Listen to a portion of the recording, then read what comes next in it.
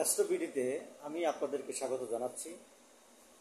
আমি আজকে আপনাদের সঙ্গে যে বিষয়টি নিয়ে আলোচনা করতে যাচ্ছি সেটি আসলে একটি নিত্য নৈমিত্তিক এবং প্রতিদিনের একটি সমস্যার কথা আলোচনা করছি। সেটা শিক্ষার্থীদের নিয়ে।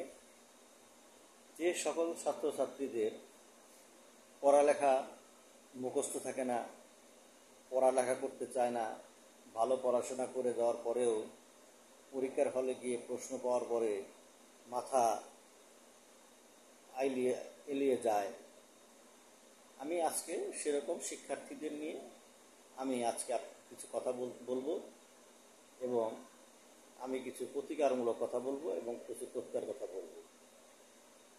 আশা করি উপকৃত হবেন এবং অভিভাবক যারা আছেন তারা একটু হয়তো স্বস্তির নিঃশ্বাস ফেলতে পারবেন আপনাদের বাচ্চাদের ব্যাপারে। তো চলুন শুরু করি। যারা পড়ালেখায় একদম মন বসাতে পারেন না, বা পড়ালেখায় মন বসে না, বা পড়ালেখা করতে চায় না, বা পড়ালেখা মুখস্থ হয় না বা মনে থাকে না, এরকম প্রতিটি বিষয় নিয়ে আমি আপনাদের সঙ্গে কিছু টোটকার কথা বলছি। আপনারা এগুলি মানার চেষ্টা করবেন, আশা করি ফল পাবেন।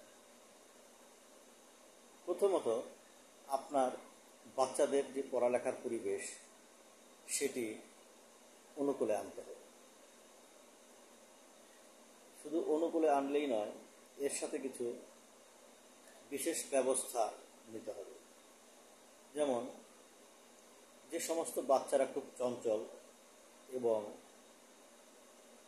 অমনোযোগী হয় তাদের পড়ালেখার টেবিল তো অবশ্যই পরিষ্কার পরিপাটি সুন্দর করে রাখবেন এবং বইগুলো এলোমেলোভাবে না রেখে গুছিয়ে রাখবেন।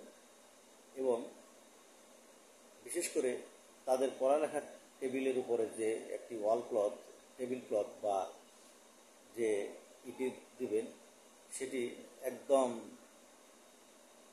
সবুজ কালার, সেই সবুজ কালারের একটি কাপড় দিয়ে তাদের পড়ালেখার টেবিলটা উপরে একটি টেবিল ক্লথ দিয়ে দিবেন। আশা করি ফল পাবেন। এবং ওই টেবিলের উপর 5-6টি কাঠ পেন্সিল, এই 5-6টি কাঠ পেন্সিল চোখানো অবস্থায়, চোখা দিকটা উপরে রেখে একটি কাচের গ্লাসে রেখে দিবেন।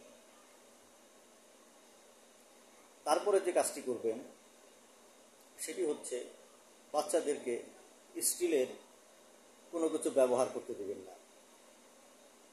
বিশেষ করে আমরা যে স্কেল ব্যবহার করি বা রুলার যে ব্যবহার করি সেটি কখনোই স্টিলের ব্যবহার করতে দেবেন না।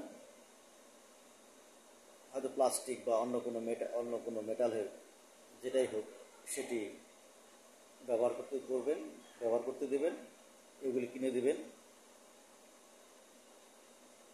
তারপর হচ্ছে যে পড়ালেখার টেবিলের উপর কোনো একটা মনীষীর ছবি টেবিলের উপরে বা সামনে লটকিয়ে দিবেন বা ফ্রেমে বাঁধিয়ে সামনে রেখে দিবেন। তবে হ্যাঁ, মনে রাখবেন, তবে চোখ বন্ধ করা কোনো মনীষীর ছবি কিন্তু টেবিলে রাখবেন না। সেটা চোখ খোলা অবস্থায়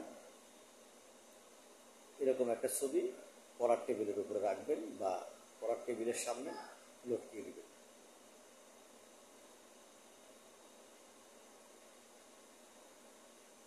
আবার আরেকটা কথা বলি, যে মাটির আপেল, এই একটি মাটির আপেল বাজার থেকে খরিদ করবেন। অনেক সুন্দর সুন্দর মাটির আপেল পাওয়া যায়।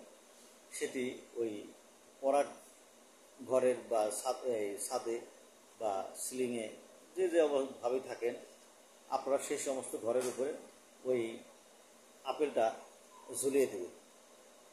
সেটা যেন ঝুলে থাকে, সুতা বা দড়ি বা যে কোনো কিছু দিয়ে যেভাবে ভালো লাগে সেভাবে ওই মাটির আপেলটা ঝুলিয়ে দেবেন। আপনারা এই সমস্ত টোটকা করলে অবশ্যই একটি ভালো ফল পাবেন এবং